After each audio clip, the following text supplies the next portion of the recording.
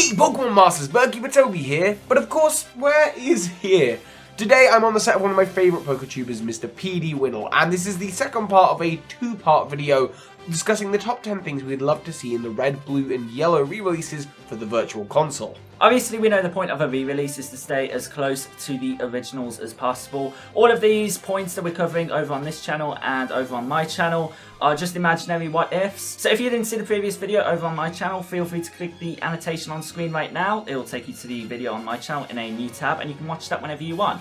Without any further ado, let's jump straight into the second half of this list. So let's start this video off with point number 1 or point number 6, depending on what order you're watching the videos, Mew. See, people think of Generation 1 as being the original 151 Pokemon, but back then there was no way to actually even capture number 151. You tricked us all, Vermilion Harbor Truck. It seemed that back in the day, unless you knew how to glitch the Pokemon in, you wouldn't be able to obtain it. And in hindsight, this was a good thing. The mystery around Mew, there being a hidden 151st Pokemon, actually made the game more appealing and somewhat of the success that it is today. But it's been 20 years, it's okay. Give us Mew now. Maybe as part of a post-game bit of content with a whole new area. The Sevi Islands. Actually, wait, no, we can do better than that. The Orange Islands. We, just like every single one of you at home probably, have always died to see the Orange Islands in the games. And while Red and Blue were originally based off the manga, Pokemon Yellow was actually based off the anime. And of course, the Orange Islands originated in the anime. And something fans have always wanted to see is the Orange Islands with their 4 gym leaders actually introduced in the games. We got some kind of justice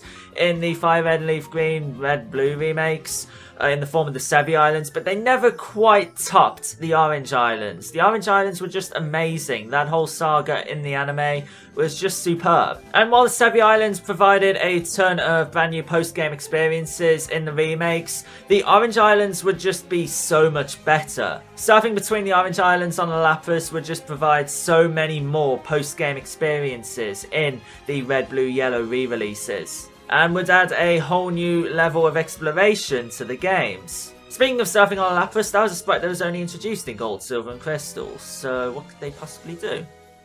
So here comes our number 8 choice. Add sprites for all 151 Pokemon. See, back then when the games first came out, there were only limited amounts of sprites to represent all of the Pokemon available.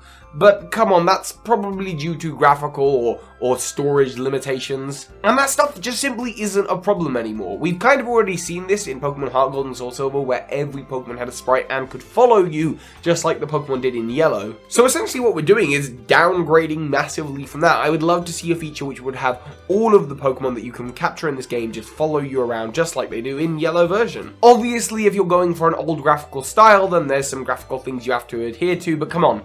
The merging of the old stuff and the new stuff is something that could make these re-releases even more loved than the originals.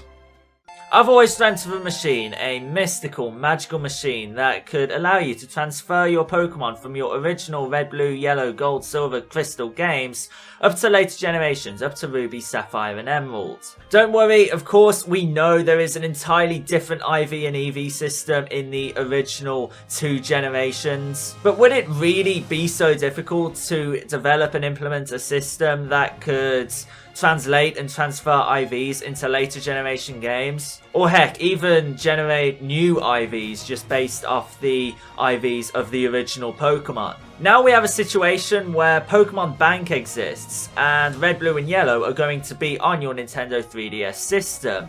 And it would be so cool to be able to transfer your Pokemon from Red, Blue and Yellow all the way to the Generation 6 games, up to the Pokemon X or Y cartridge you have, or whatever. I would absolutely adore it if I could recreate my original team in the Red, Blue, Yellow re-releases and transfer them to Pokemon XY or Omega Ruby and Alpha Sapphire. And with the technology available today, is it really that difficult to create a system? It just feels like a pile of excuses. And another thing, I wonder if upon converting any of my Pokemon, they'd turn shiny. And our final point, or our 5th if this is the first half of the video that you're watching, is shinies. Of course, shinies weren't a thing back then, but they are today. Now sadly, we already know that red version and blue version are getting re-released in black and white, and you can't really have a colour palette swap if there's no colour palette.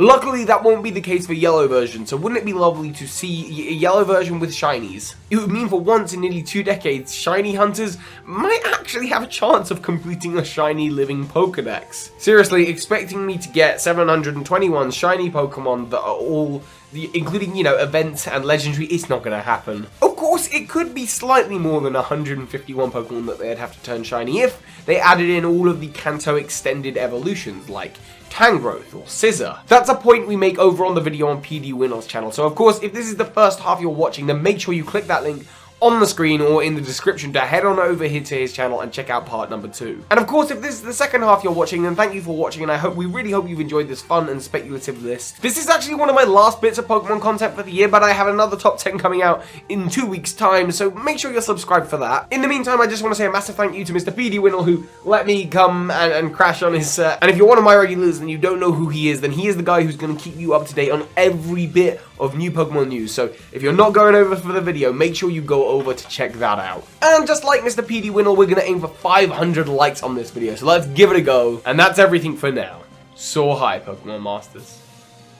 This is Ash Ketchum. You just watched a video by Birdkeepertoby. That makes you a Pokemon Master.